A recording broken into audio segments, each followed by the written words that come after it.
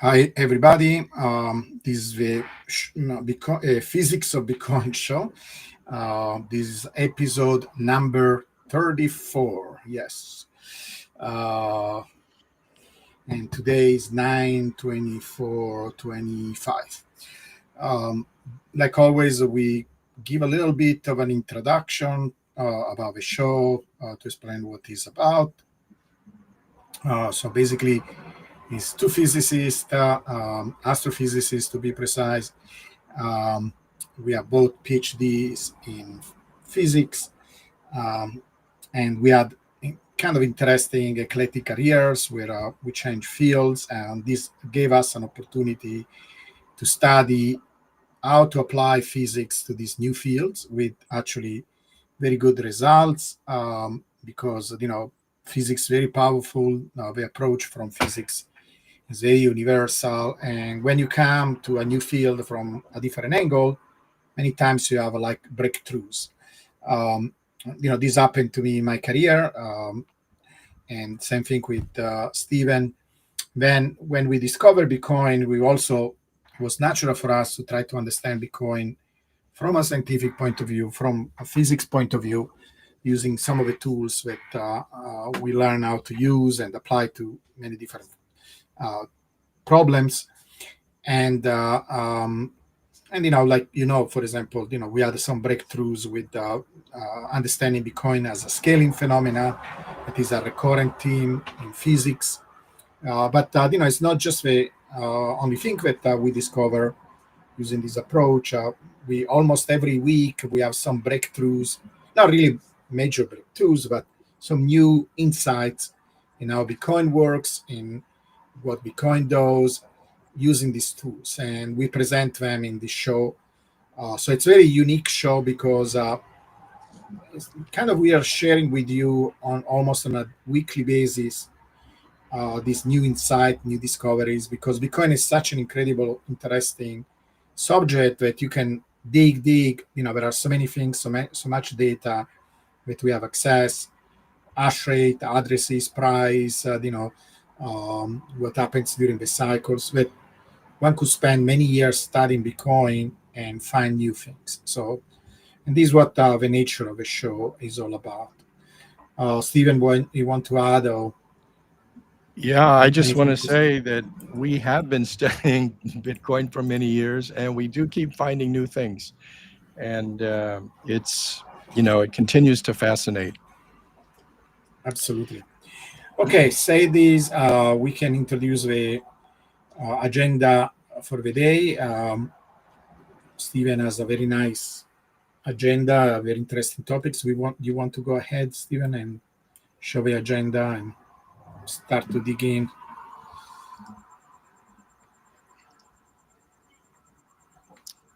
Okay. Um, so I've titled this a few different topics. I've titled it Difficulty, Bubbles Bursting, and Entropy. And when I say bubbles bursting in this context, I mean really bubbles not inflating and not bursting. The bubbles meme is what's been deflated, I think. In 2025, we haven't seen a bubble. We've seen really nice progress in the price. We've seen continued adherence to the power law. So that may be the bottom line of what I want to discuss here, but I'm going to talk about difficulty. And this is like a motivating factor for that conclusion, is how difficulty is involved and evolved, and also the entropy, both with respect to the difficulty entropy and the price entropy. But first, I want to say welcome to the Zeta hash era. We're now consistently seeing hash rate at 1.0 Zeta hash, or slightly above, slightly below. And that's an error when you do 10 to the 21 hashes every second by the collective decentralized supercomputing mining and minting network that has millions of machines in it, now all ASIC designs. And I'm going to talk about the evolution of the technology. And each double SHA 256 hash is itself over 1,000 calculations. A lot of low-level bit manipulation and bit level adds and so forth, but still, we're talking about more than 10 to the 24th operations per second, or a trillion operations per second by the world's largest decentralized supercomputer. So here's the agenda. Difficulty. First of all, difficulty is just hash rate averaged over the difficulty adjustment period of about 2 weeks, and then normalized. And the normalization factor is you multiply by the average block time of 600 seconds, and you divide by 2 to the 32nd power. So at 1 zettahash per second, the difficulty is 140 trillion if you had exactly 1 zettahash over a 2-week period. I'm going to look at the history of what we call the difficulty mu, and Giovanni has presented this for price, and I've presented it last week for price in gold terms. And mu is just all of the local variations of what could be considered as the daily slope, or in this case, it's going to be the slope at each difficulty adjustment, each 2 weeks, that I'm going to use as the data input source. And then we're going to see whether we can fit that to the T location scale distribution that Giovanni has found for price. And also, how has that evolved over time in the case of difficulty? We'll look at the difficulty power law. We'll talk about the technology influences and the technology progression and how that's caused the power law to change. And then we'll look at price versus difficulty and the approximate entropy for both difficulty and price, and compare those, and look at cross correlations of those, and look for Granger causality. Does price lead difficulty as one normally expects, and so forth. And then I'll transition to the price residuals compared to the price approximate entropy. APEN is an abbreviation for this approximate entropy algorithm that we use, and argue that there's been a phase change during Bitcoin's life, and that this change happened around 4 to 5 years ago. And basically, we've seen that the bubble phenomena has been weakening. Actually, it's been steadily weakening throughout the Bitcoin history, and during 2025, it just hasn't appeared. So why? And I have some suggestions as to why. And I'll close all of that with an analogy of 2 types of pendula, and how they may represent, in generic terms or general terms, as an analogy, those 2 phases that we observe. And I'll close out with the latest log periodic fits for Bitcoin price. All right, so first, the difficulty power law, and I want to argue that technology matters here. And I start this from block height 52,500, which is 1 block year, because for a long time, difficulty was just kind of sitting at 1 during the first year, and then it started to tick up slowly as the network built up. And so it was sort of, in a sense, artificially high when it was initially set at 1 by Satoshi. And you can see this chart starts with it around a level of 10. And this is a log chart of the difficulty ranging all the way up to higher than 10 to the 14th, which is the 140 trillion that I just talked about. And then the block height in log terms as well. And what we see is the first obvious little bump there is labeled GPUs. And that was a transition from mid-2010 and through 2011, moving away from CPUs for hashing towards GPUs. And there was some usage of FPGAs in 2012. They never really came to dominate the hashing. And what we see is that difficulty was actually quite flat during that period from, when it was 10 to the 6, a little above 10 to the 6, until we got to the beginning of 2013. And that was the major transition to ASICs that started really in early 2013. And there was a phenomenal leap of the difficulty and thus the hash rate by a factor of 4,000 by the end of that year. And 300 of that factor came from the increased performance per machine that ASICs were delivering relative to GPUs.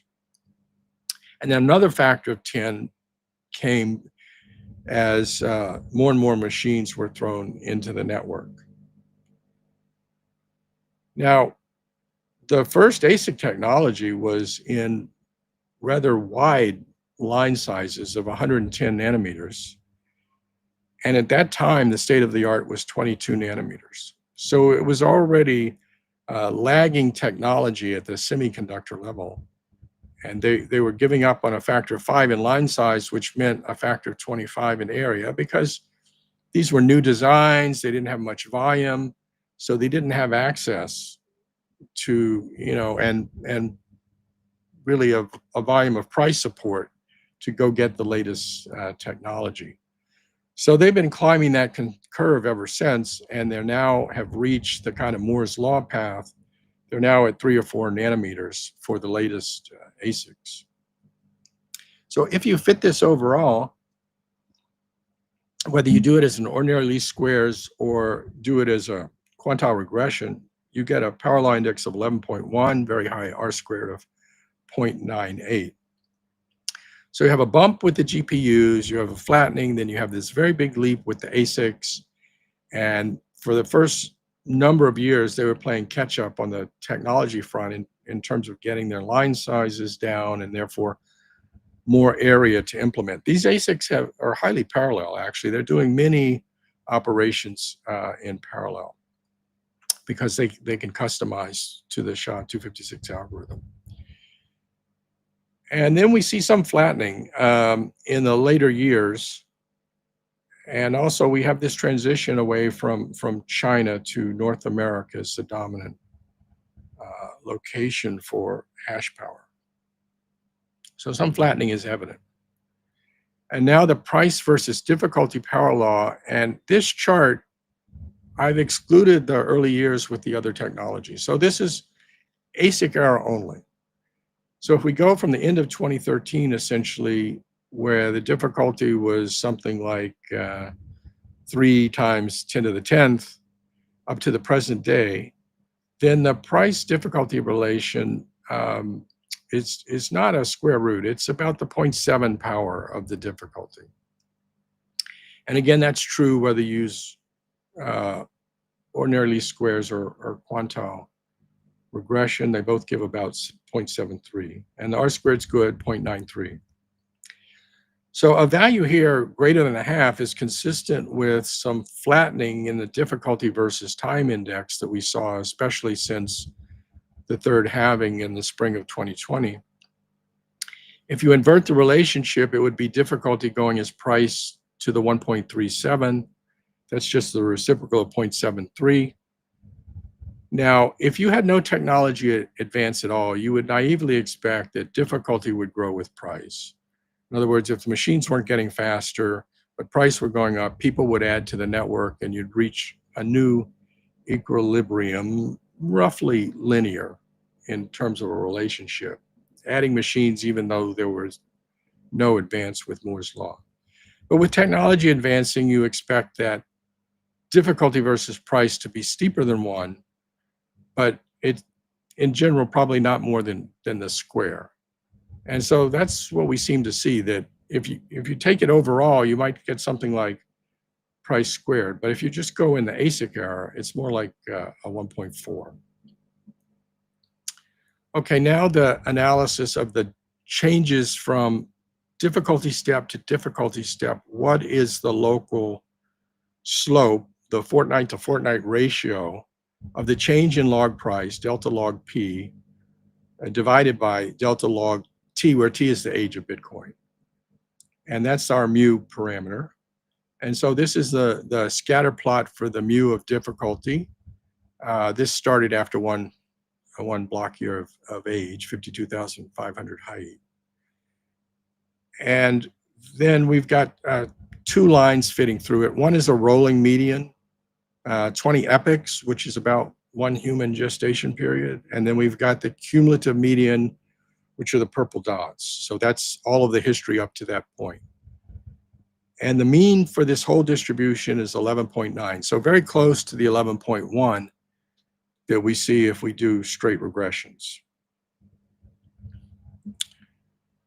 A high R squared 0.93. So then the next question is, does it fit the T location scale? And it fits quite nicely. This is a histogram of the probability density of seeing a certain value, a certain mu value distributed along the x-axis. We can see that it favors the right tail because it goes to over 200, but it peters off after about minus 50 or 60 or so. And the red curve is a gamma distribution. It does not fit very well. The T location scale is the dashed green line. It's got this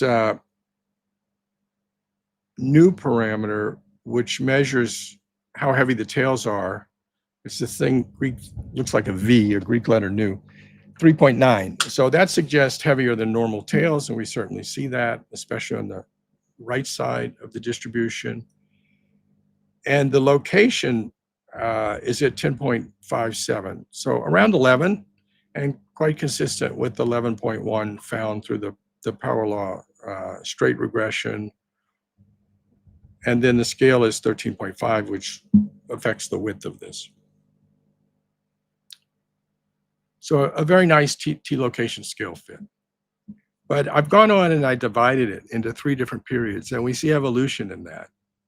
So there are 3 equal length periods of 5 years each, a little over 5 years each. The first one runs from 2010 May to 2015 June, and that's the GPU period, and then the first early part of the transition to ASIC. And that has a mean value or median value for mu of 13.53. Sorry, typo, 11.53. And then the second period is from middle of July 2015 to middle of July 2020. That was the China-dominated period for mining, a very rapid ASIC tech development, catching up and building up faster than Moore's law to kind of catch up to the technology curve. And that has a mu of 10.2.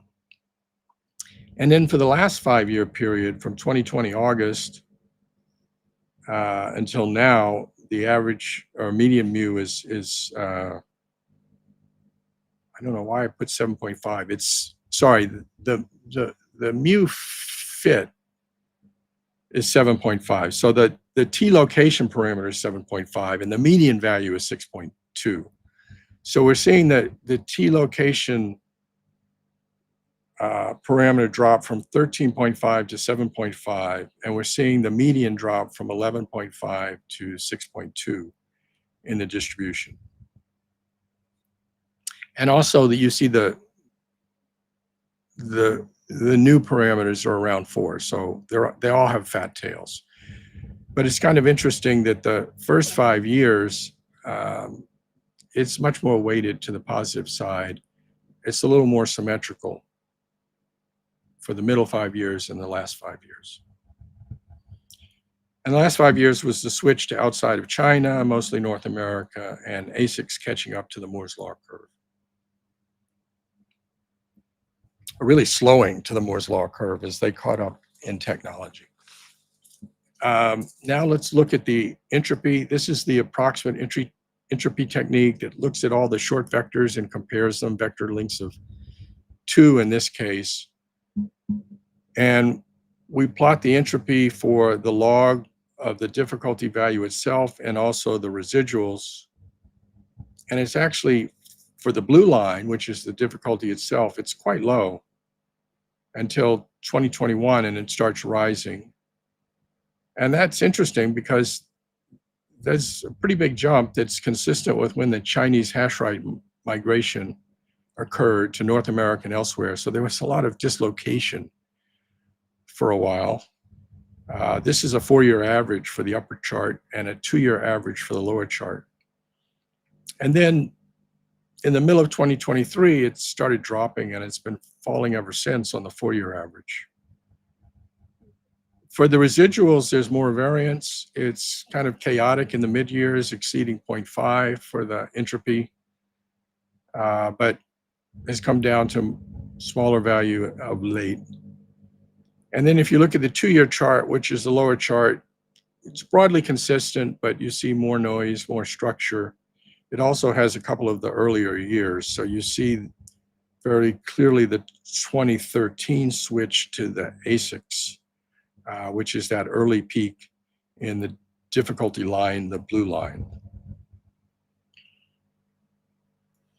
Now let's look at approximate entropy comparing difficulty to price. And here price is the orange line, and the difficulty as before is the blue line.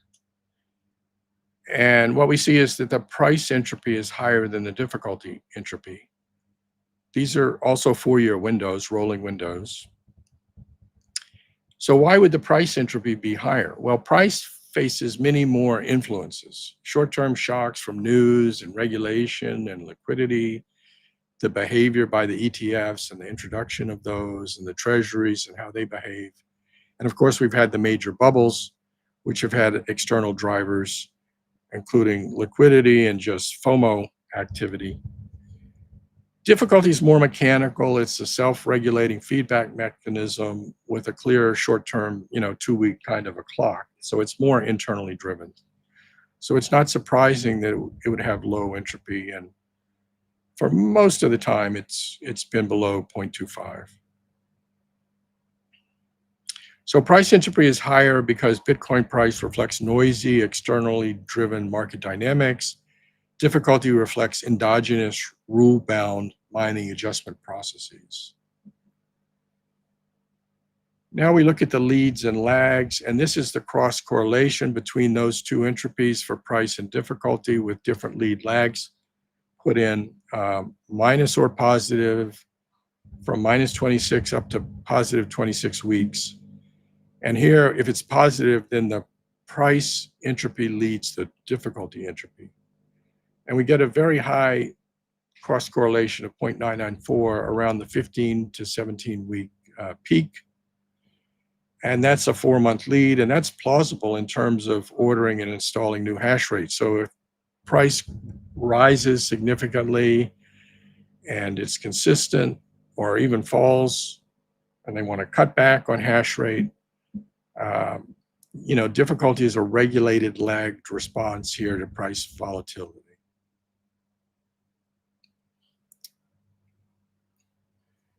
Then another test is Granger causality, and this has price leading difficulty on the right-hand side with the blue line. It has difficulty leading price on the left-hand side with the orange line. And to be significant, the probability needs to be below this 0.05 line, which is labeled, and across the chart. This is a log linear chart of the p-value. The p-value is the probability of getting this sort of outcome randomly. So if it's less than 5%, you're saying, well, this is probably not random, something's going on, interesting. And it turns out that difficulty entropy does lead for low time periods, 1 to 5 weeks. It will lead the price entropy. And perhaps that's due to traders picking up short-term market chaos signals. And we've discussed this in the past. More typically, you have a lower value with the price entropy, and it's significant for a 1 week, but also for 13, 14, 15, 16 week leads. So again, this is a 3 to 4 month thing that we just saw with the cross correlation. So price entropy is also more associated with falling turbulent markets than with smoother bull runs. So if we were to see a rapid rise in the price entropy, it could be a warning signal for an unstable behavior with a bubble popping or some liquidation cascade. Fortunately, we're not seeing that right now. If the entropy is low, trend following dominates, and that could be an uptrend or it could be sideways. And this compares the price residual versus entropy. Now with the 1 year rolling, I wanted to see the structure better. And we basically see two regimes. This dates from around 2016. And in the first half, we saw that the two series were anti-correlated. And so we see this, this big spike in the price residual, which is the 2017 bubble. And we see the entropy dropping. So it's a very ordered process in that bubble. And then, as that blue line falls, the red line rises, and then it continues to be anti-correlated through 2019. And as we get into 2020 and 2021, then it flips. And we no longer see that anti-correlation. It's either sort of uncorrelated, or later on, it looks like it's positively correlated. Certainly for the last couple of years, it looks like they're positively correlated. So in the past, price bubbles were strong, but regular, better behaved. Entropy has started to co-move with price as we've had more external influences that come from the derivatives and ETFs and the institutional buying and the macro liquidity and regulation influences, corporate reserves, state reserves. And what this means, more entropy means there's more turbulence at small scales, but without the big bubbles. So this is a structural regime change due to macro governments, institutions. Volatility is down, smaller swings, but entropy is up. It's less predictable. So my argument is that this regime shift has occurred, that it's due to institutional and macro influences, that we've had a fading of the large, low entropy ordered bubbles that were retail driven and exchanges activity, and replaced by choppy behavior due to an institutional regime with larger capital volumes and all of the net buying this year happening from institutional money. The Bitcoin treasury companies first and foremost, and then ETFs, and the governments, the nation states are the third category in terms of the Bitcoin in treasuries. And they're approaching 4 million Bitcoin in aggregate.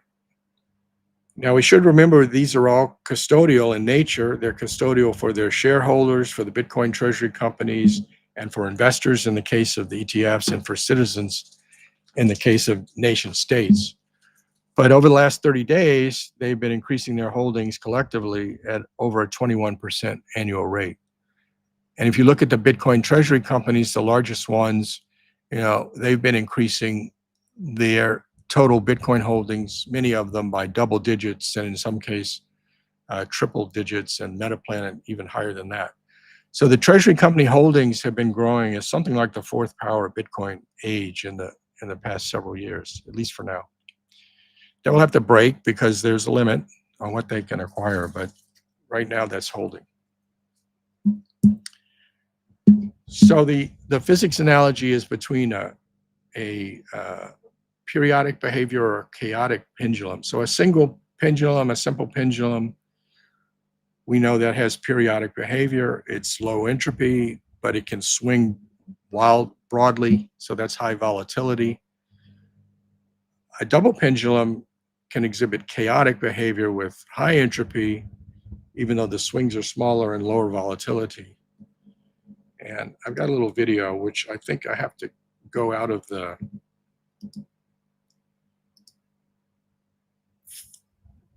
display this. Kind of fascinating to watch. So Bitcoin's market dynamics have evolved from a low entropy, high amplitude swing into a higher entropy, lower amplitude chaotic pendulum. It's the simplest physical system that produces deterministic chaos. And the analogy is a transition from simple boom-bust cycles to a more complex and entangled regime, entangled with external influences.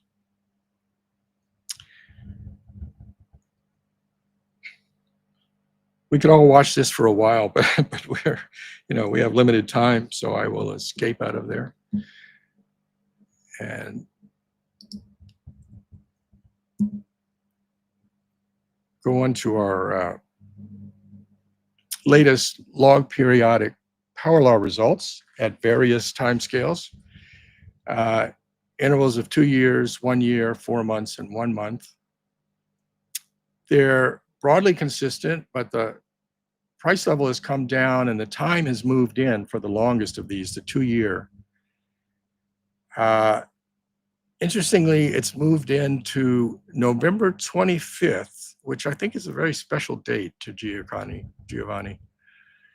It's got an R squared of 0.96, and the price level would be 139,000.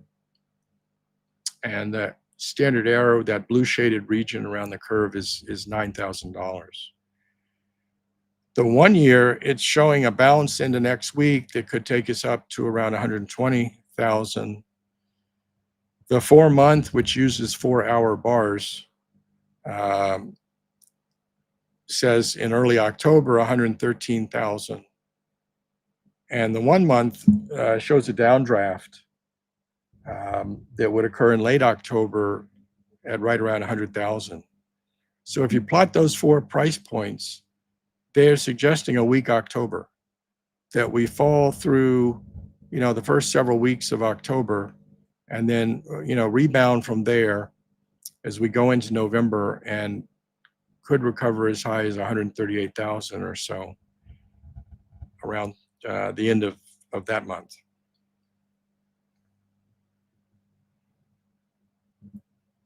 So thank you. And I will close that out.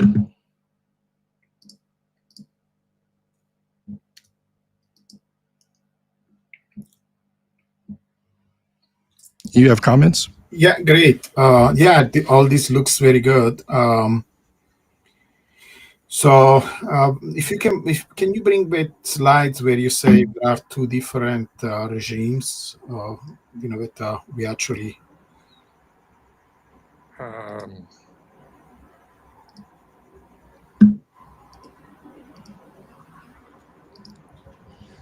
So that's the evolution of the difficulty. Mm-hmm. And then let me see. Here are the different regimes. Mm-hmm. So this is the entropy of price over a 52-week rolling window, and the price residuals. So the upper half of the chart are the price residuals, the blue line, and the entropy is the red line in the lower half.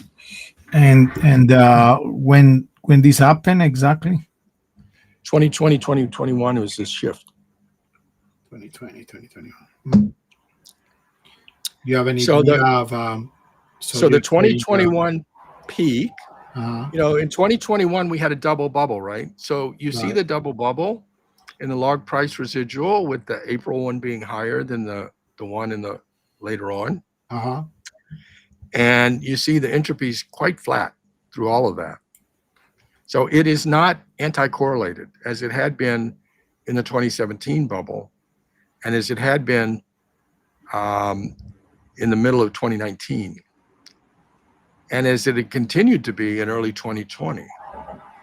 But now, as you get to the end of 2020, the anti-correlation evaporates.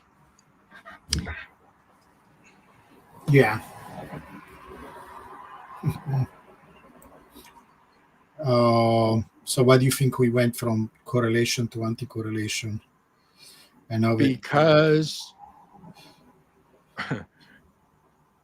Because institutional money was coming in. Mm-hmm. And why that will create an anti-correlation? Because institutional money and macro influences, first of all, there are many influences, right? Right. So you had the availability of not the ETFs, but the trust, the GBTC trust, which dates from around this time. You had the derivatives, the ability to trade on the CBOE, right? So institutional money, CBOE or CME, anyway, in the futures market, you could trade. So you had institutional money coming in to those vehicles. You had liquidity influences mattering more. And you had the regulatory regime starting to shift around that time. And the corporate reserves began in August 2020. Yeah. August 2020 is when strategy shifted its strategy. Yeah. When strategy became strategic. When micro went macro. Right. Yeah, it makes sense. It makes sense. Sure.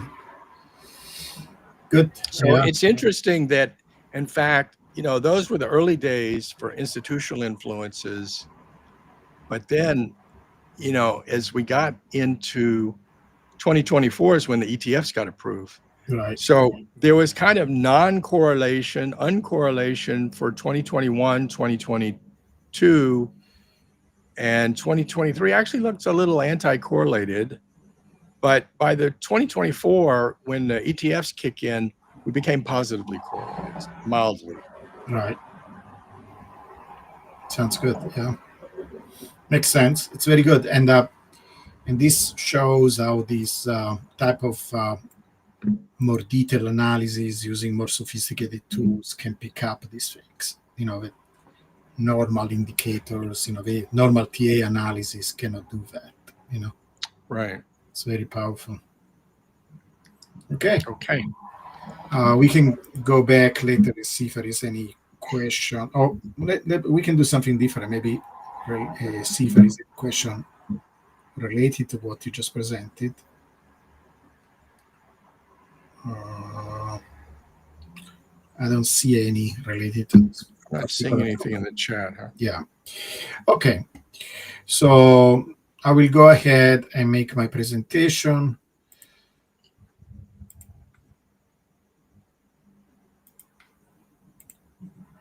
It's still a work in progress. Let me see if I can make it larger. The last few times it worked, right? Whatever I was doing, it helped with. What about this?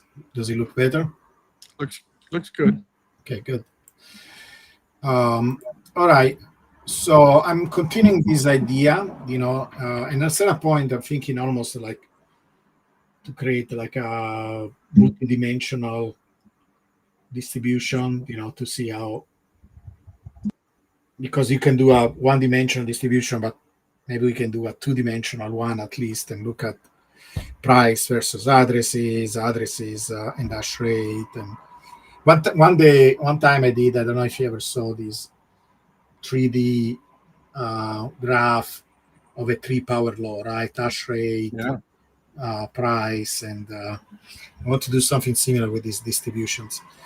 Anyway, so this is the latest, and there are two type of addresses with, in fact, many type of addresses. We could create different cutoffs, with different balances in the wallets. We can look at the active addresses, and so it are all different ways of understanding these addresses. Addresses are important because we could use them as a proxy. It's a rough proxy because, we don't know exactly how many Bitcoiners are there.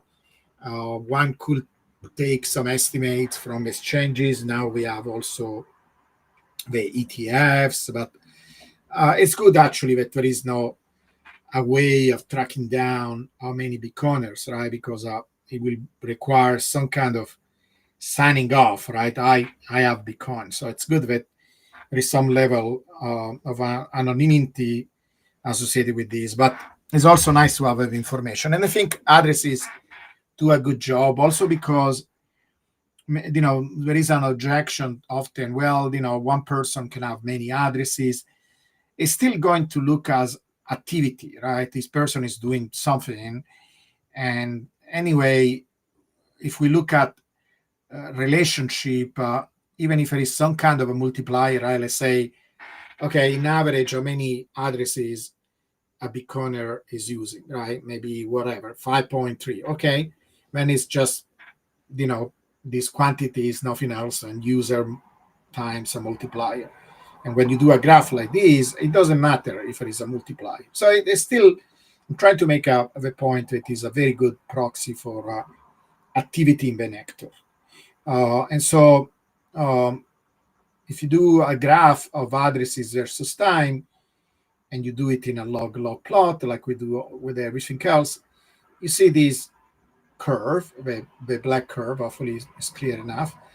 And then the best it's not an exponential because it looks curved like always in a semi-log graph. It is or log linear graph where you take only the log of a y and keep of a time linear, and it looks like kind of like a straight line. Now, one could argue that maybe there are two regimes. There is this regime up to whatever this thing happened that is associated with one of the bubbles. I think the one in 2017. Something happening to Bitcoin is something that needs to be explored. Some big changes happened to in 2017. Like one last time, for example, we saw that for the price, this quantity sigma, that is how spread the distribution of these slopes are, change basically at a jump. It started to, well, it went up slowly just before 2017, and then it stays stable after that. So there is something important happened to the nature of Bitcoin, of how Bitcoin behaves in around 2017. So one could also argue, well, it seems almost like this was pretty straight and you kind of follow this red line that is the best fit of all the data. And then, there was this increase, there was kind of an explosion of these addresses, and then some regime change happened. And here you see another straight line with a smaller slope. That could be an interpretation, and I want to explore it. I want to see if I can make two models with two different power laws. It could be that somehow it was like a phase transition, and it's still scaling up, but for some reason the scaling is slowing down. It doesn't have the same steepness than before. Usually, I don't like to do that because it makes the model more complicated. It's better. It's nice if we have one single straight line. If we see that this doesn't recover and it goes back, one reason not to do that, one could say, well, see here accelerated, then it decelerated, maybe it's going to accelerate again. We will have to see. If that happens, maybe we can stick with one power law. Otherwise, maybe it's better to split it in two, like in two different regimes. Something that we can explore. Now, the method of a daily slope actually help us with that because it doesn't marry itself to a particular slope. It actually it assumes there is some kind of scaling process, and then it calculates the n. So we should see, and I say this because in fact we have some hints when we do that, that there is this interpretation maybe is correct, that there is a change in the slope for addresses. That it is interesting because when I think what happens, and this is something that needs to be explored better, that the price reaction to this change actually was where it compensated.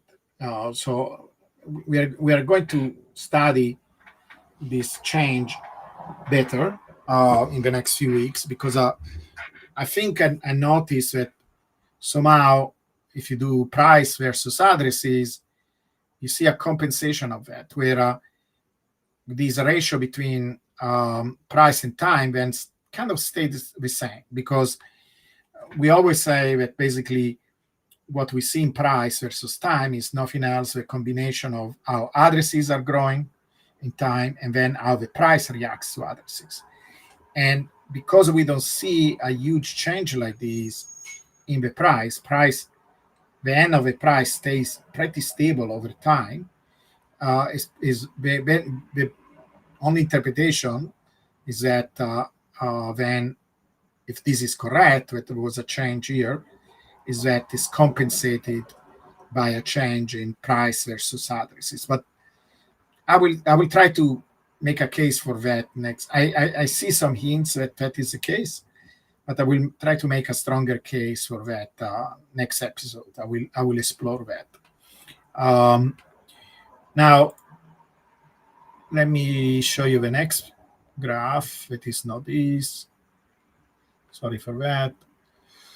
Okay, so this is, we usually start from here, right? We show how the addresses change in time, right? So if I take, in this case, we are showing the log.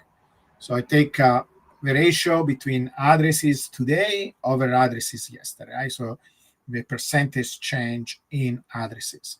I did this for price, I did for hash rate and so on. For price, I think I show you a graph. I want to remind you how that looks for price. For price, it looks, now, well, here is messy. And I didn't take an average, so I need to redo that graph so you can see it better. I think actually I have it here. So if you take the average of a change, right, basically what is called the returns of a price, and there are oscillations because of the bubbles, right? Here there was a big bubble, so it kind of deviate. And so here this quantity, it's a yearly average of a returns, of a daily returns. So it will peak here during a bubble, and then it will go down and have a minimum local minima at the lows when we have a cycle lows, okay, here.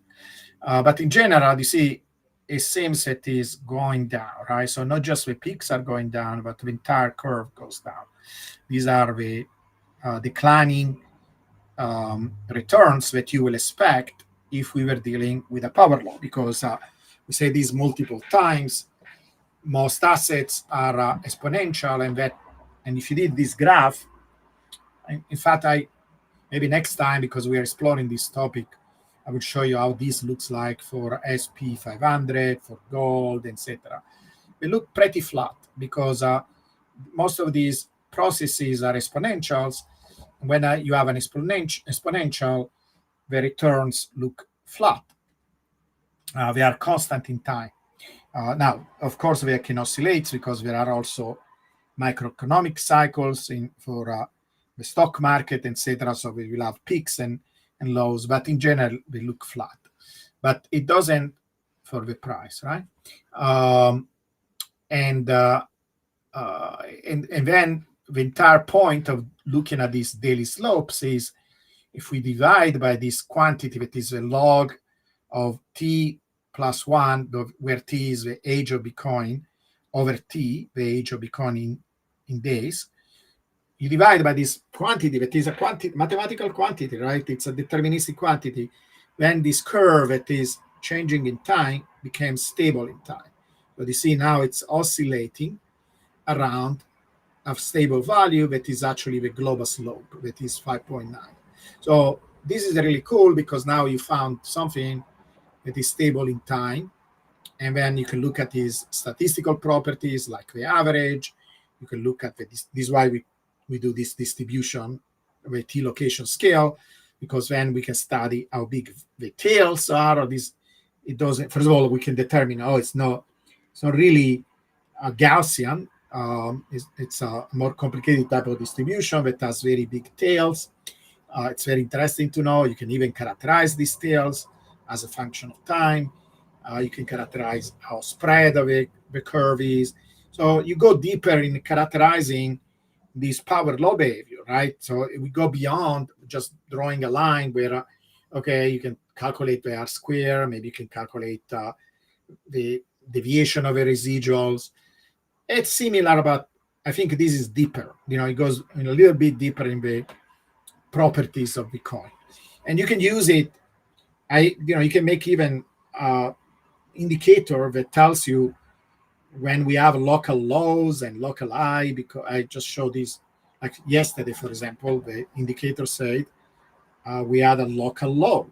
And you can do this because you can calculate these quantity at different time periods, right? You can do it on a fast windows, a few days, and compare it with the possible deviations from these new quantity, calculated maybe over a few weeks, and that tells you what to expect, right, over scales of 2 weeks. If you go beyond the plus 1 sigma or minus 1 sigma, we are expecting some kind of return. And in fact, this is what happened. We went too far a few days ago in one direction. There was, a negative correction, and we had a small little rally that brought us away from that. It was pretty well. I showed last time how this looks like.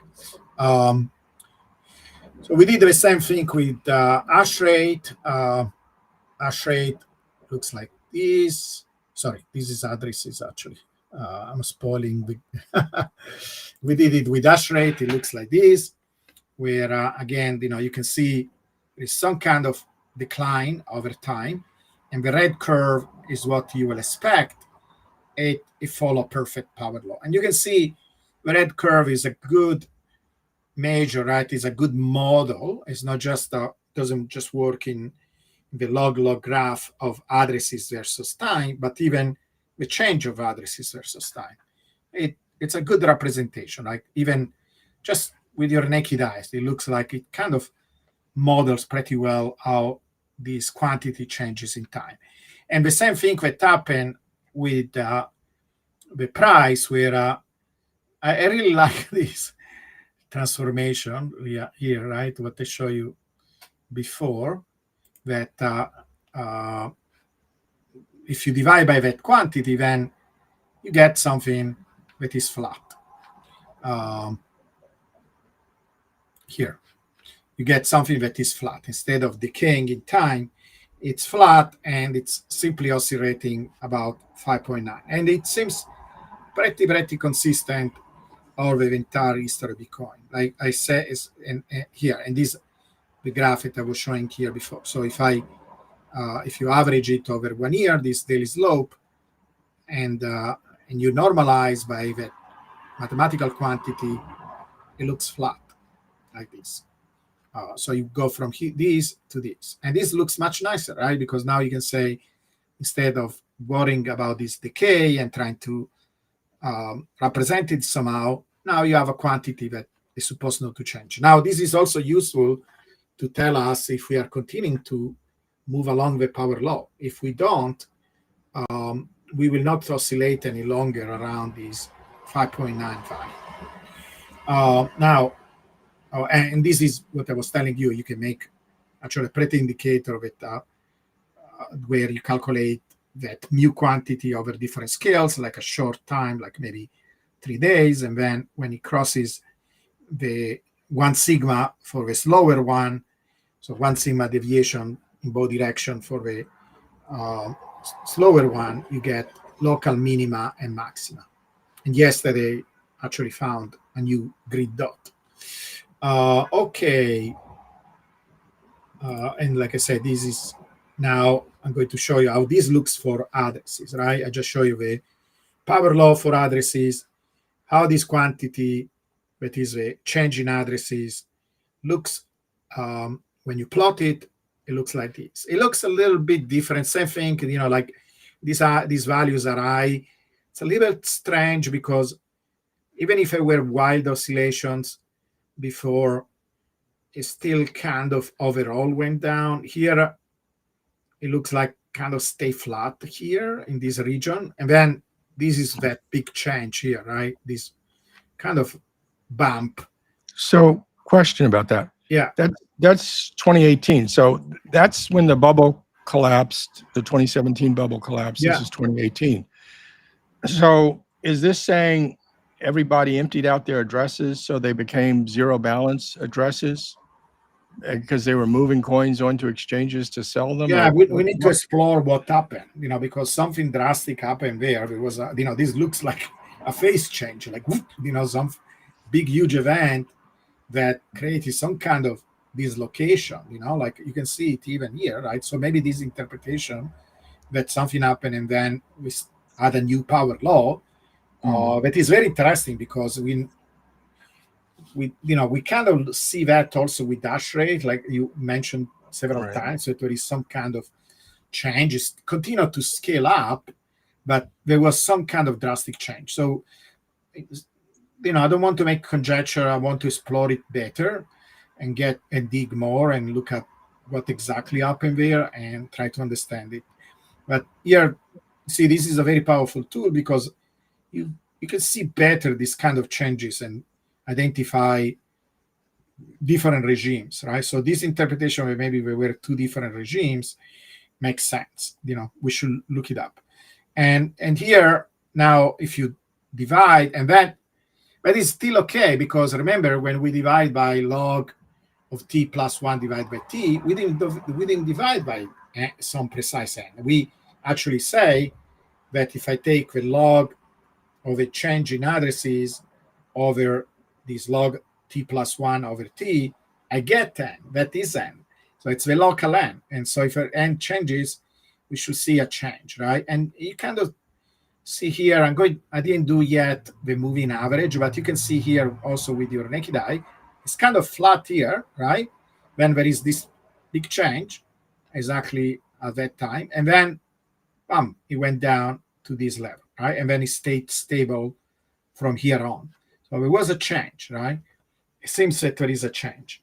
That is interesting. So we could fit this data up to here, calculate what the n was there, the average n. Now, the average n over the entire data is 2.5, something like that. And the global slope is that I'm drawing here is 2.7. So it's so probably what happened is it was a higher slope here, maybe bigger than 3. And here it went down a little bit lower than 3. But this needs to be explored. With your naked eye, I'm going to do a moving average. I'm going to divide the data, calculate the average. We could, in fact, if you are patient for a second, I could even try to calculate it on the spot just to give us a feeling. I can do it. I can calculate. How did I call this quantity? Just a second, because now I'm curious myself. I was working on these in the last few days. This all the progress I did so far, but let me.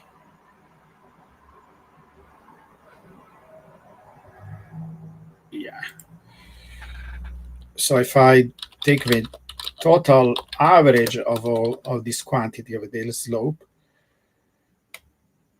I get 2.37. But if I take only, let's say, up to the first few points,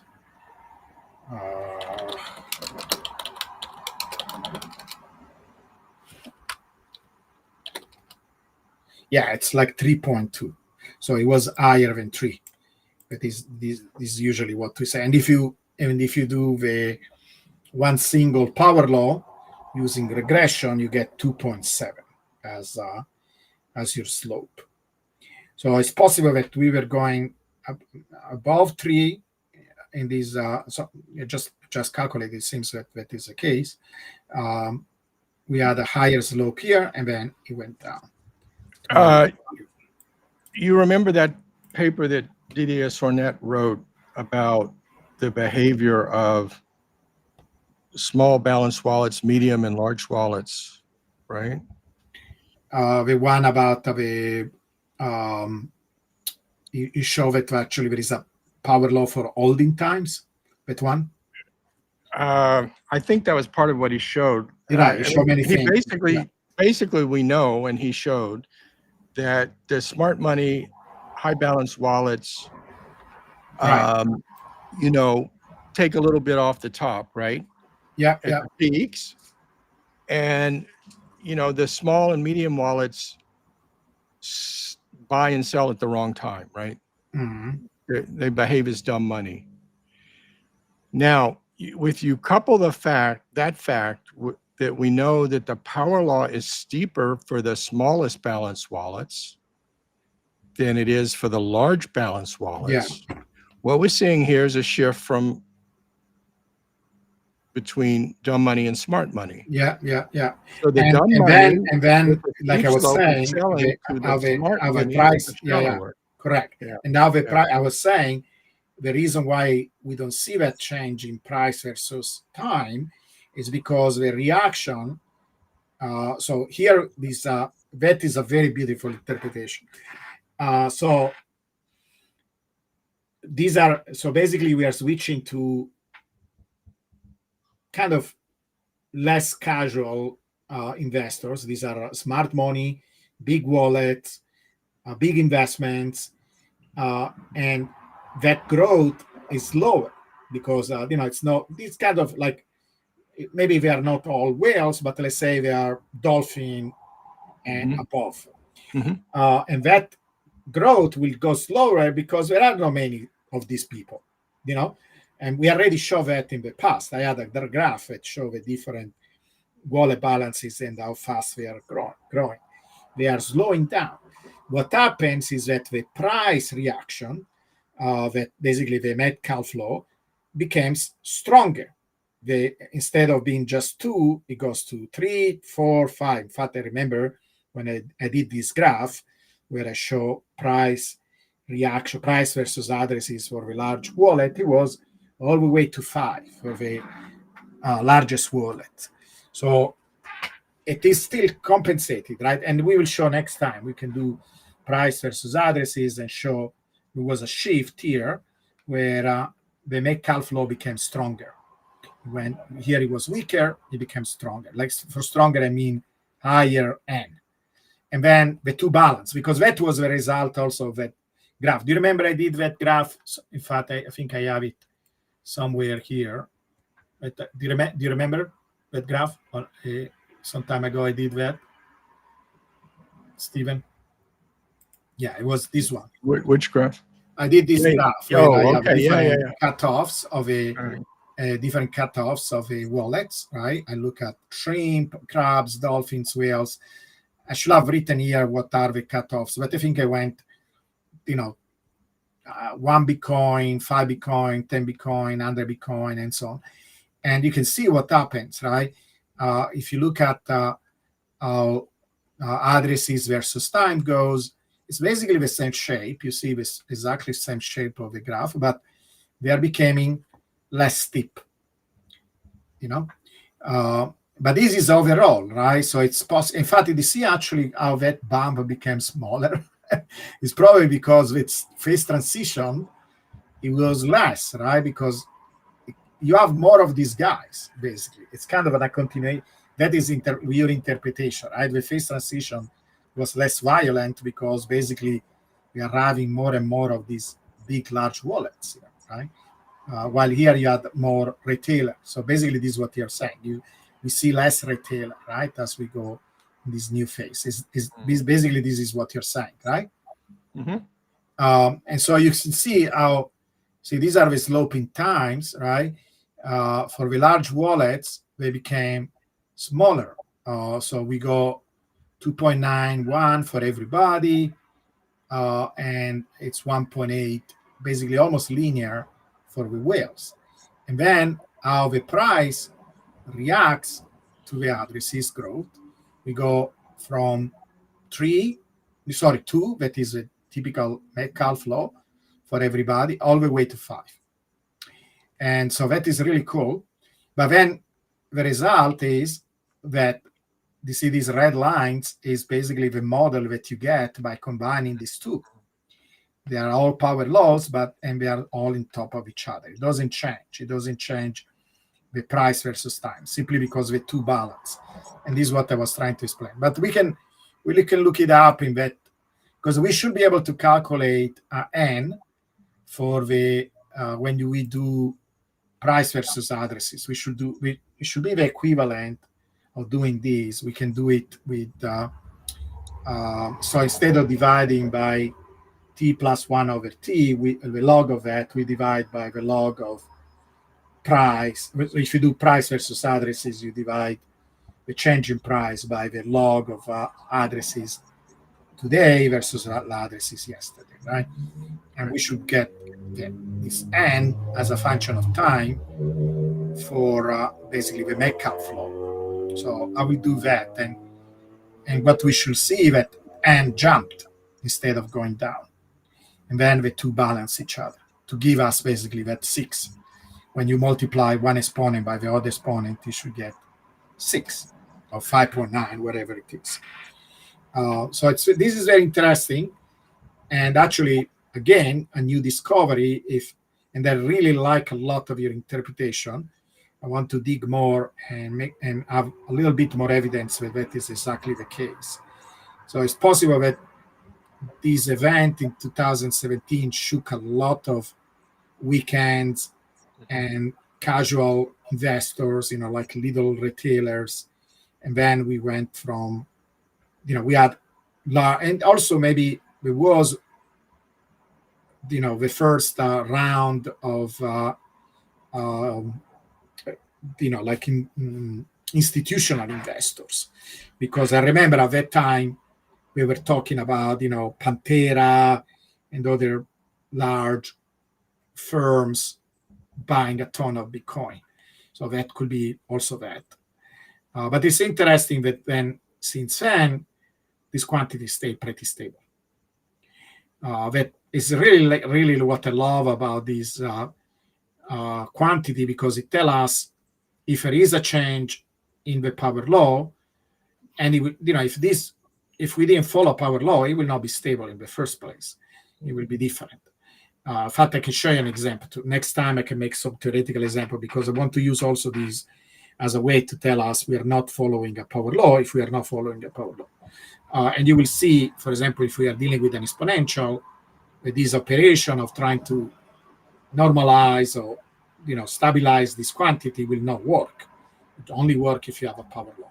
But also it's interesting because if there is a change in the slope, this also will identify that. And this is the case for this quantity. So it's really cool. Now I fitted the entire distribution. So it's, even with this change, it will try to find the best fit possible with all the data. But it will be also nice next time to divide it in two regimes and have two distributions. But if I do it with all the data, I still get a pretty good approximation where mu is that 2.3 or something, and it is kind of the average value between all the different mu's. But yeah, maybe it's better to do two, one for this region and one for this region. That is what I will do next time. I will go deeper and try to understand this better. And it will be very interesting because this will be worth it out, a few posts to explain people that, with addresses, we can see this change because many people ask that it's one of the recurrent questions. Can the power law change slope? Now, many people are hoping the price power law changes slope. But that is interesting that actually it's such a strong property that even when the type of investor changes, because of the entire mechanism, right? It's not just how the addresses grow, but also how the price react.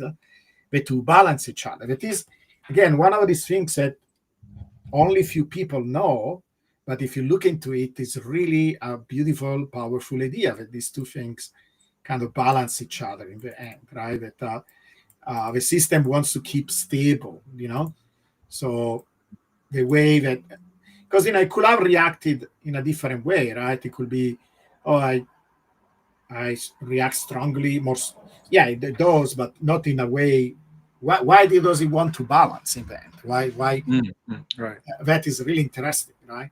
Why this scaling property between price and time really stays stable over time, even if, because this will be a very strong proof. I thought that dividing the wallet in many different sections, it is like an underrated result, which should have been discussed more. More people should bring it up and say, well, look at this, it's so cool. It's kind of ignored by the majority of the community. This is why we need to write all this paper. At least we know that, okay, we publish the paper, it's fair, maybe is still ignored, but it's a place where people can find it. But it's a kind of very interesting that, the stability of this scaling property between price and time is there, even when there is a big change like that in the type of investors, right? In the type of institutions, and it's another sign of stable, or how stable these scaling properties are. In particular, the fact when you have more than one property, one or more of these scaling property working together in a feedback loop, right? Because you have the growth of the addresses, then how the price reacts to the addresses, and they combine and they create some kind of feedback loop. And this feedback loop tends to stabilize things. They are kind of error correcting processes. One way of thinking about them. So it's really fascinating stuff. Okay, yeah, more things to investigate for us. That is good. Any further comment on this or suggestions? No, back to my comment of an endless source of fascination. There's just more and more to dig into. Yeah. Okay. So he has questions, opinion about you about the simulation theory. I think there is. So I really like ideas where for example, I am a fan of Stephen Wolfram, and he has this entire theory. I already show the book. I have it somewhere. Where is it? Where he has this idea that the universe is computational, that is basically like a program, that is the manifestation of all. If you look at all the possible, he calls it Ruliad. So you can draw a theoretical diagram representing all the possible rules, kind of logical rules that you can create. And then you get physics by taking sections of these, hyperdimensional structure. And then he even explained that consciousness is us, or basically some kind of entity that has enough complexity to take information from this structure and process it. And that gives basically a history in time. And that is what consciousness is. It's a very beautiful theory. I like it a lot. And it's about network, basically explains that the universe is a network of rules, of possible logical rules. And then he's able to derive, even if it is at a very higher level, different physics law. Like, he was able to derive relativity, he was able to derive gravity, general relativity, many different things. And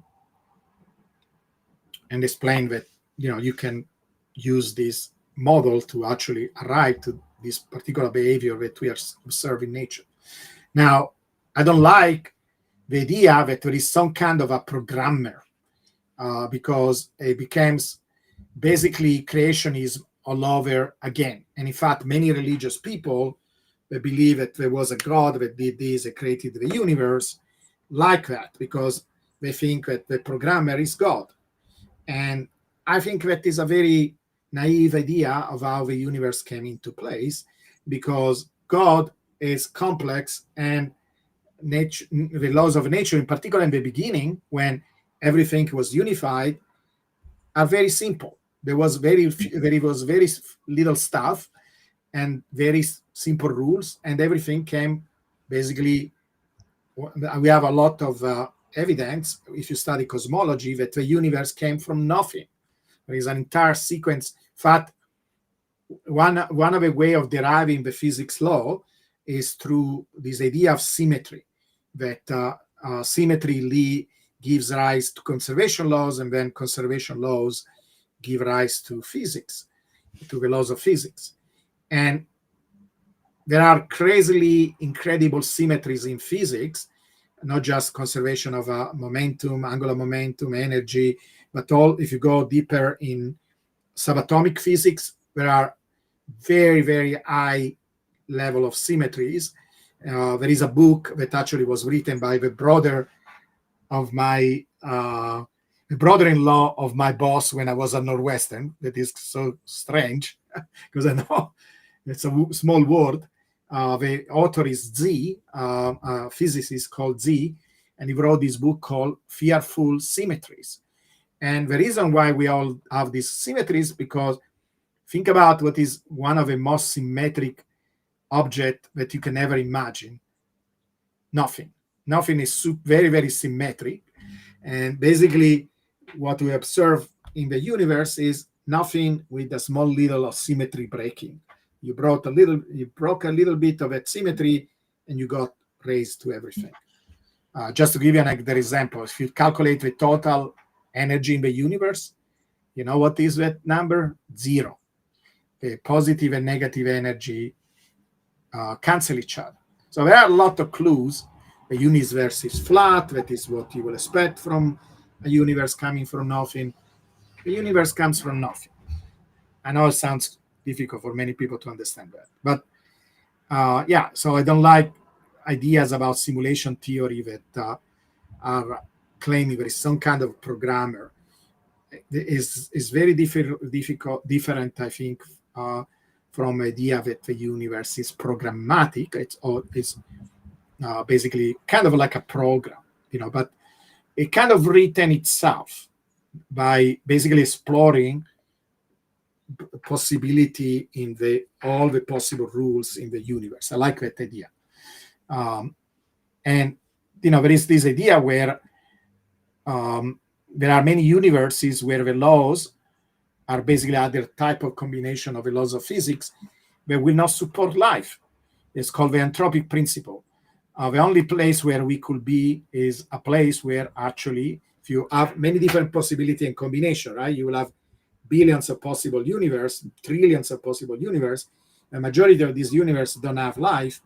We find ourselves, we kind of won the lottery, but in the other universe, where we lost the lottery, we will not be able to even think about, right? We will not exist. So we live in a universe that supports life simply because they have, many other universes where there is no life. This is my understanding. This is where, after many years thinking about this stuff, and I think a lot about this stuff, I concluded. Yeah, and there are many other reasons to think that simulation doesn't work, right? A simulation usually is something that is simpler than what is trying to simulate. And if you study the universe, right, it's very difficult to think that all these things that we observe are, a simplification of something else that is over there, right? And if that was the case, then you're basically shifting the problem, right? It's almost like saying, okay, what is under the earth? A turtle, all right? And what is under the turtle? Another turtle, and third turtle, right?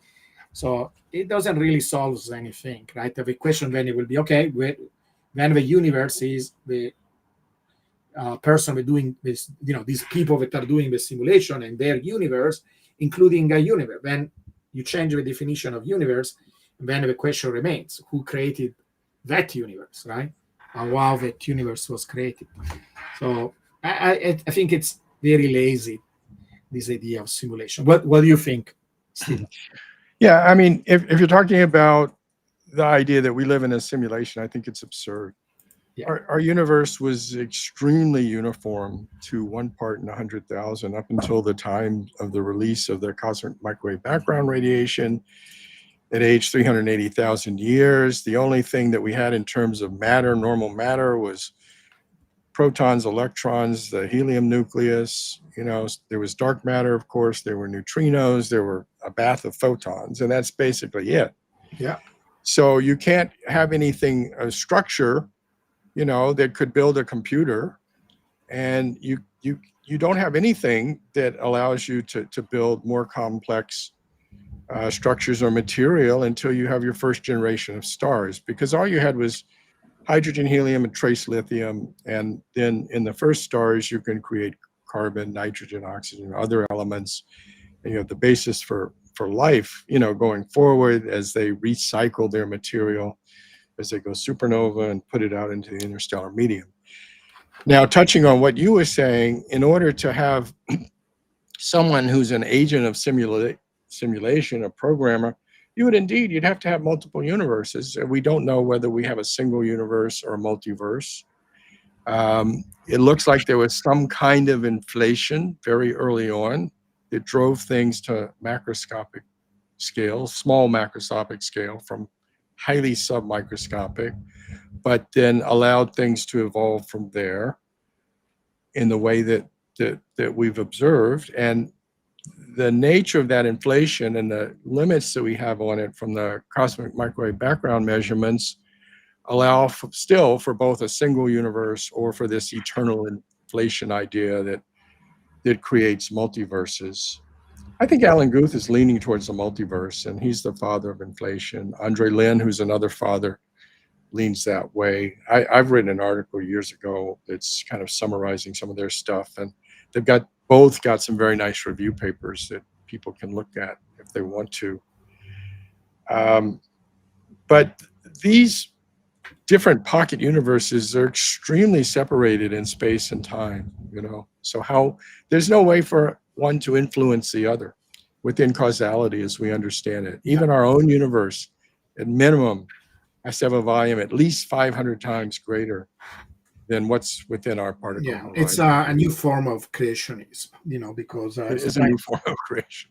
No, it is. It's almost like you say, let's. They created the universe, right? So instead of understanding cosmology and how I love the idea that the universe came from nothing, because it's actually the simplest possible solution.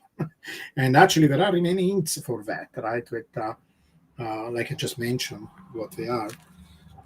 Because many people say, it's impossible for something to come from nothing. No, actually, it's the simplest possible thing, because nothing is unstable. Nothing is a state of perfect uniformity. And if you create even the smallest instability there, it's almost like a pencil that stays on the top of his tip. And it can happen, but then the slight change somewhere makes the pencil fall. And that's how the universe was created. This was a slight symmetry breaking. For example, if you look at the difference between matter and antimatter, is 1 part in a billion or something like that. Mm-hmm. And that is how the universe created. It's mostly very, very symmetric stuff with a slightly small variation that is also breaking of this symmetry. That is what created everything else. Like Stephen was saying, there are hints of that even in the cosmic background radiation that happened 500,000 years after, 350,000 years after the Big Bang. If you go all the way, I'm sure when we get maps of a gravitational radiation background, it will be even more uniform. But there will be some small little asymmetries. That is basically the seed of everything that created all reality. So it takes more time to. There is a beautiful book that is called "Everything from Nothing." A universe from nothing, or something like that. And it goes through all this explanation of how you can get something from nothing. Actually, it's actually the most logical thing. Anyway. What is the top and then and when? I don't know. We maybe don't have a top this time. I put out a tweet in the past week that said, Bitcoin is topless. Yeah. and it even had a girl, underwater. So it was something was being hidden. Yeah. If you're just going on the power law, it's topless, right? Yes. Now, if you ask, we still have these kind of waves, and if you look at the log periodic power law right now, you say, well, maybe there's a local top, in late November, 138,000 is what it's saying, but you have to keep updating with new data, and that number will change, and both the critical time will change. But as you get closer to it, maybe these things will come into accordance. Yeah. So yeah, exactly. So this question, right? Another interesting thing is that many physical laws are power laws, right? And some of them, at a superficial level, you can say, well, of course you get 1/r² because you're talking about a surface. But then, why do we have 3 dimension? Or why we have dimensions at all, right? And it's possible that this idea of a network, if Wolfram is right, that the universe is a network, in this case, a network of rules, that I love so much because it's this so beautiful idea, that you look at this very abstract idea of possible logical rules, and then a section of these rules give us our universe. Then the way that you get these rules is through networks, right? You have basically different points in this landscape represents states of these rules, and then the connection between the states, and so the network that are developed from these connections, it's the universe. So it's a network, and then from these, then you will have a lot of power laws, because some of these networks will have nodes that are basically kind of like this idea of a preferential attachment. There will be nodes that are more relevant than others, and then power laws will be very derivative. They will come naturally from these connections. Because the networks tend to show power law basically properties. But it's just very speculative right now. We are not close. It's also true that physics is kind of stuck. You probably have heard, if you look at the foundation of physics, we are doing many progress in, the more applied type of physics, like materials or even astrophysics or many other fields where it's more applied. But if you look at the foundations, we did a big, huge breakthroughs in the 30s. Then after the Second World War, there were more breakthroughs, in the 50s, in the 60s, new particle discoveries, the big. But since the 80s, we got kind of stuck. And, maybe this new way of thinking about the universe as a network, maybe that could be the next breakthrough. One possibility why we got stuck is that basically we reached our cognitive limit of what our human brains can do. But now that we have AI, and if we merge with AI, then this is when maybe we start to really go again deeper. I want to demur. I want to say we're stuck because we're limited to 14 teravolts right now. Yeah. I mean, we just cannot explore the space beyond what we see at the Large Hadron Collider. Yeah. So we're stuck with the standard model of physics, and we have not been able to find what the dark matter particle is. We haven't even been able to completely prove that there is a dark matter particle as opposed to, some small modification of gravity, right?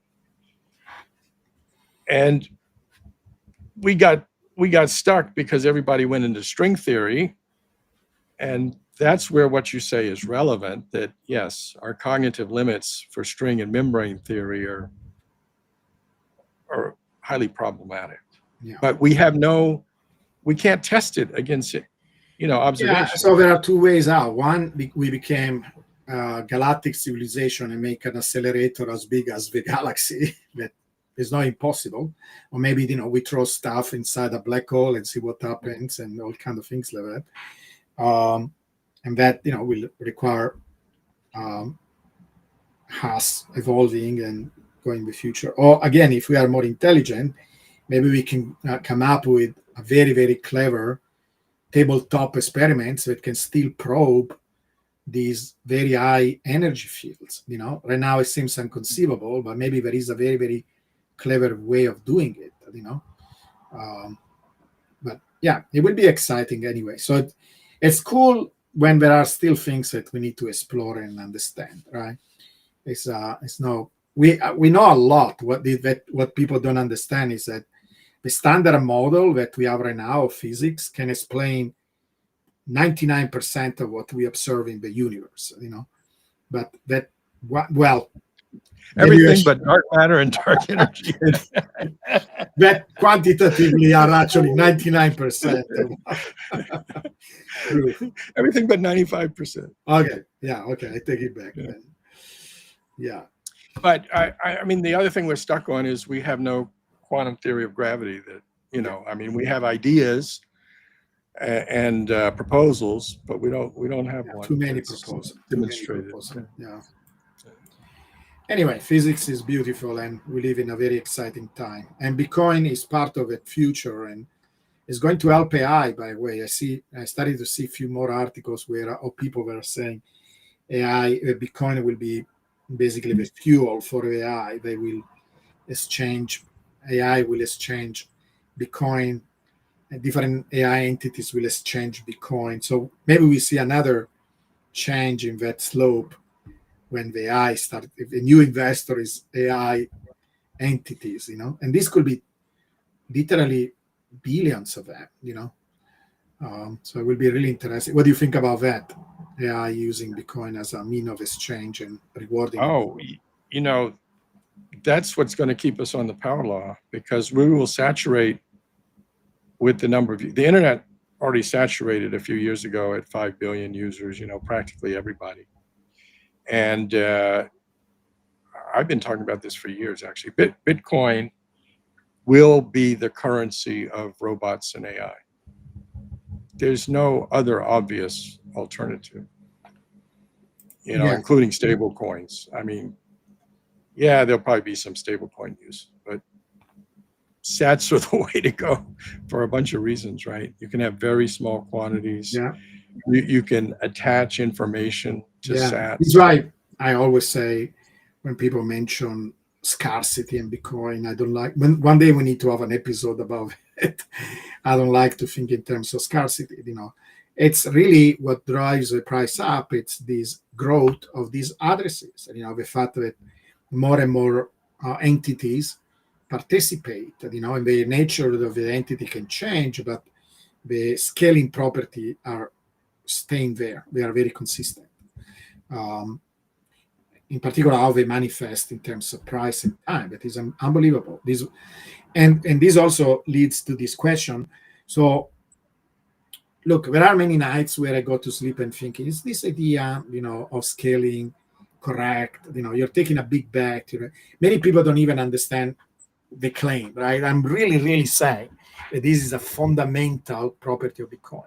It's not like a fluke. It's not like some kind of a model. I hate that idea, that word. It's much more than that. Right? The initial regression was there as a kind of discovery tool, and then once you realize what this means, that Bitcoin has the scaling property, then it becomes something deep. It becomes like, okay, Bitcoin is like a natural phenomena. It's really different from other assets, as its own internal mechanism. Is what the physics angle brings us. We are focusing on how, not just how, but why, and the mechanism behind. So there is something fundamental on how Bitcoin is growing that will make it continue to grow. If there are entities here that are interested in Bitcoin, and we just mentioned beyond the human beings, and we are not even a portion of all the human beings that can participate, and now we are adding AIs, there is basically an unlimited amount of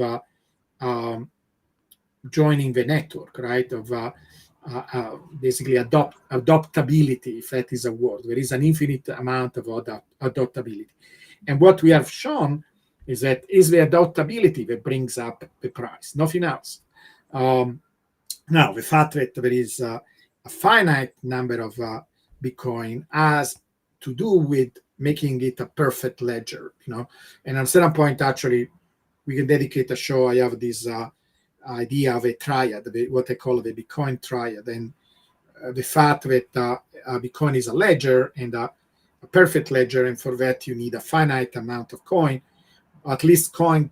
You could even have slightly growing coins, but why make it complicated? Just make it fixed, and it's a very elegant solution. Exactly like the total energy of a universe. You can have an entire universe with a finite amount of total energy, and in fact, a zero amount of energy. The important thing that you have, every time you have positive energy, you have negative energy, and that is a ledger. It's like a ledger. The universe is a ledger that keeps track of the total energy available. And you have, anytime you create a positive quantity, like when you transfer Bitcoin, you have a hole somewhere, right? And that two things cancel each other. Same thing with the universe. Every time you have positive kinetic energy, you have somewhere compensated by negative gravitational energy. And the two balance each other, and the total is zero. And so, yeah, exactly. It's a closed system, that is good. But, it does interact with the external world too, through liquidity, etc. But yeah, and so these are all things that we can explore and understand better. But in terms of this question, right, once you start to understand these things, and this is why the power law is not, because now it's a feat. Many people say, it's based on the past. So the fact that we did this in the past doesn't guarantee that it does it in the future. Nothing is guaranteed, even the fact that tomorrow the sun will come up. Maybe there is something that we miss about nuclear physics, we don't understand it, and all of a sudden the sun runs out or explodes or does something else. There is no guarantee that doesn't happen. Nothing is guaranteed 100%. But given our understanding of the sun right now, we are pretty sure that it's going to be stable over the next 5 billion years. Pretty high probability. We know what's going on in the core because we see the solar neutrinos, right? Yeah, exactly. But like I say, it's in science, nothing is guaranteed 100%. With Bitcoin, we don't have that level of certainty like with physics. But this scaling property, like I say, once you start to understand it as a fundamental property, then you say this, is Bitcoin DNA. It will continue to do it. If it has fuel, that means liquidity, and there is plenty of liquidity, and that liquidity will continue to grow. And if it has people that want to join the network, and there are, and there are more and more, you can see that curve of addresses continues to grow, maybe with a different slope, but it continues to grow. And Bitcoin will go up, So it should help with conviction. It's not guaranteed, nothing 100%, but it's for sure a much safer bet than basically anything else. The stock market, gold, anything else. And this is what we are. This is why we have this show, and this is why we like to bring this level of insight that is different from others. We are trying to say, listen, Bitcoin can be understood scientifically. It's a system. It has property. It's not a mania. It's not a scam. It's something very fundamental, and probably one of the most important creation of humankind ever, and in fact even nature, because we are part of nature and we created this thing, and so it becomes a new natural phenomenon, that needs to be understood with tools like physics, So I'm glad of it. That is how you feel yourself, because we feel exactly the same. And hopefully more people will feel in that way, the people that follow the show and, they are interested in the power law. We are few, but good. That is. Stephen used to say, how it goes, Stephen, that only 1% of 1% get Bitcoin, 1% of those get the power law, and then only 1% of those get that the bubble phenomena is not happening lately. So yeah, exactly. 1 in a million, guys. Yes. And you are these guys, people. So anyway, we will continue to be here next week. and go even deeper in understanding Bitcoin. So see you next time. Bye, everybody. Thank you to be with us. Thank you, everyone.